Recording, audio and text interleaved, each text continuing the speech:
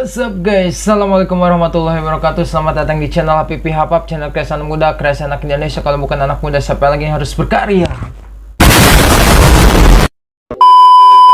Oke guys, jadi pada konten kali ini kita masih membahas seputar hal yang viral di media sosial, tapi kali ini berkaitan dengan kasus yang agak sedikit horor, yaitu tentang kasus pembunuhan atau psikopat.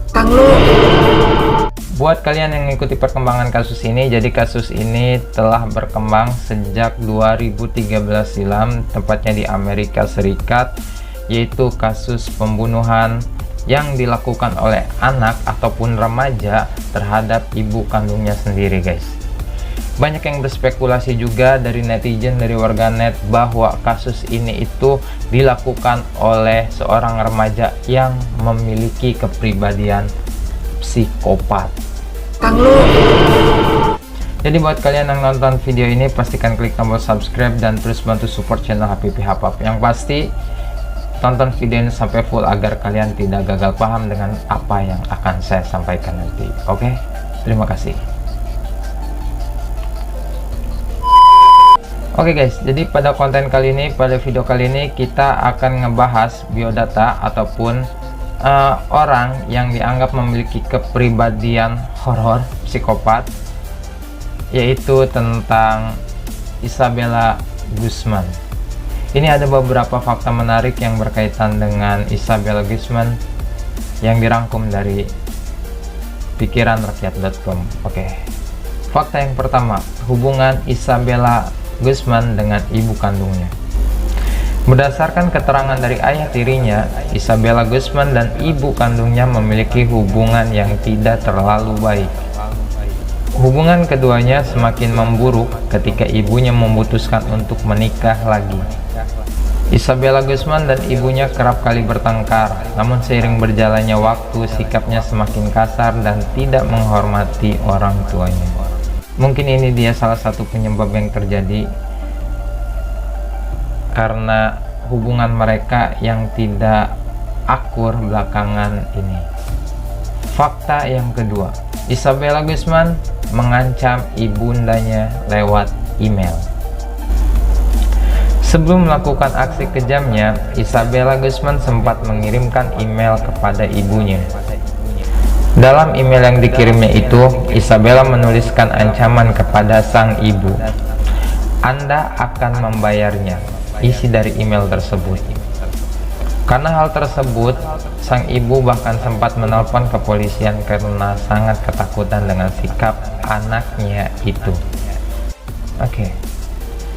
Jadi, isi dari percakapan email tersebut yang menunjukkan kalau misalkan si Isabella Guzman ini telah mengancam ibundanya guys. Fakta yang ketiga, Isabella Guzman menikam ibunya di kamar mandi sehingga tewas. Ayah tiri Isabella Guzman, Ryan Hoy, mengungkapkan jika pembunuhan itu terjadi di dalam kamar mandi. Sekitar pukul 10 malam waktu setempat, Ryan Hoy menelpon 911 atau pihak kepolisian untuk melaporkan jika Isabella Guzman sedang memukuli istrinya di kamar mandi yang terkunci. Ryan Hoy ada di rumah ketika perkelahian terjadi. Dia mengatakan istrinya baru saja kembali dari kerja sekitar jam setengah 10 malam ketika dia naik ke atas untuk mandi. Pada saat itu dia sedang makan malam ketika mendengar suara dentuman di lantai atas dan istrinya memanggil namanya. Dia berlari ke kamar mandi di lantai atas, tapi Isabella dengan cepat menutup dan mengunci pintu dan dia melihat darah mengalir ke bawah pintu. Segera setelah itu, Isabella keluar dari kamar mandi dan berjalan keluar sambil memegang pisaunya, menatap lurus ke depan saat ia melewati ayah tirinya dan langsung turun.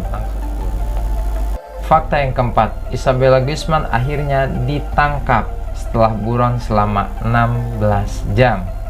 Usai melakukan aksi kejamnya, Isabella kabur ke sebuah minimarket di dekat rumahnya untuk ikut membersihkan diri.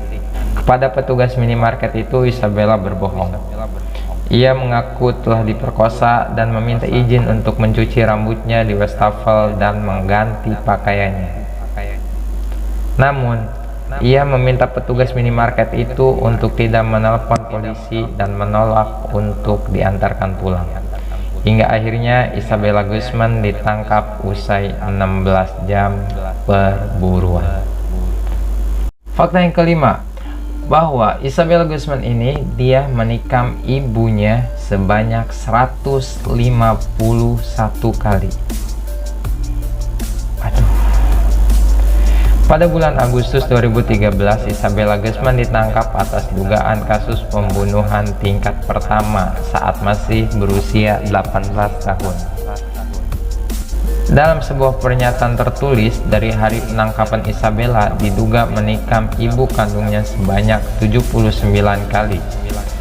Awalnya dilaporkan bahwa Guzman telah menikam ibunya Yoon Mi Hoy yang berusia 47 tahun 79 kali di wajah dan leher. Tetapi kesaksian pengadilan menunjukkan bahwa dia benar-benar menikam ibunya sebanyak 151 kali, termasuk 35 kali di wajah dan 51 kali di leher. Gila, sadis bener dia. Dia kemudian menghabisinya dengan memukulinya dengan tongkat baseball. Oke, fakta yang keenam, Isabella Guzman dinyatakan tidak bersalah. Ini yang menjadi polemik mungkin ya, ini yang menjadi perdebatan para netizen. Kenapa dia ini bisa dinyatakan tidak bersalah gitu? Apa tuduhan yang mendasarkan kalau misalkan dia ini tidak bersalah? Aneh. Namun pada sidang pengadilan, seorang hakim meninjau hasil evaluasi mental itu dan memutuskan bahwa Guzman tidak bersalah dengan alasan kegilaan. Meskipun begitu, jaksa penuntut umum masih bersikeras agar kejahatan yang dilakukan oleh Isabella mendapatkan hukuman yang setimpal. Oke guys, jadi dari fakta ke-6 tadi kita lihat kalau misalkan ada beberapa hakim yang tidak setuju atas dugaan ataupun pembebasan dia yang disangka dia itu tidak bersalah, yang dinyatakan kalau misalkan dia itu tidak bersalah. Ada beberapa hakim juga yang bersikeras gitu, masih dalam perdebatan gitu kan, kenapa dinyatakan tidak bersalah gitu. Tapi akhirnya setelah hakim itu berundingan dan memutuskan, hasilnya itu benar-benar ya di luar dugaan gitu. Kalau misalkan Isabella Guzman ini dinyatakan tidak bersalah atas tuduhan kegilaan. Oke, kita lanjut ke fakta yang ketujuh. Isabella Guzman akhirnya dirawat di rumah sakit jiwa. Dia telah dikirim ke Institut Kesehatan Mental Colorado di Pueblo. Dalam kesaksiannya, Dr. Richard Spons mengatakan bahwa Guzman diagnosis menderita skizofrenia paranoid. Ada tanda-tanda halusinasi yang jelas, kata Pons. Oke guys, dari ketujuh fakta tersebut, menurut kalian fakta mana yang membuat publik ini terasa dibingungkan atas kasus tersebut? Memang kasus ini terjadi pada tahun 2013 silam, kejadiannya di Amerika Serikat. Tetapi persidangannya itu dilakukan setelah sekarang akhirnya dia dinyatakan tidak bersalah atas tuduhan kegilaan. Tetapi banyak juga yang menunjukkan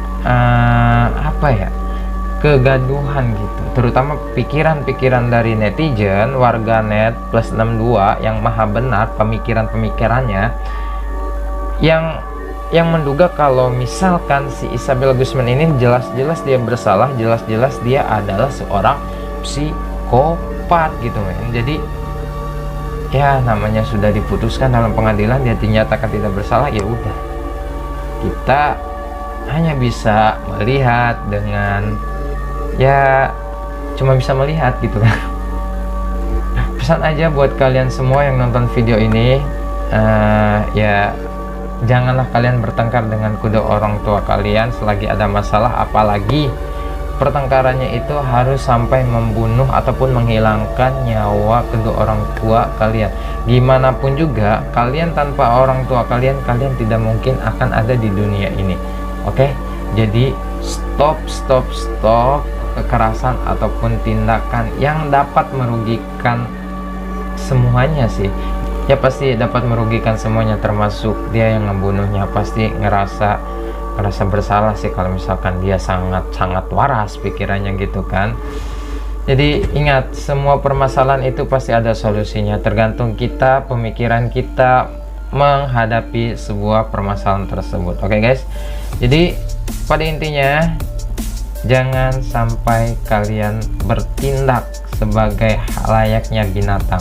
Oke, mungkin ini aja video dari saya. Jangan lupa buat kalian yang nonton video ini di subscribe, like, komen, dan juga share video ini. Kalau misalkan video ini bermanfaat, share ke orang-orang terdekat yang ada di kontak kalian, encang-encingnya, babe, pokoknya semua dikirim, dan tolong bantu support channel ini agar channel ini terus berkembang dan semoga mendapatkan AdSense dengan secepat mungkin. Oke guys, oke, itu aja. Assalamualaikum warahmatullahi wabarakatuh.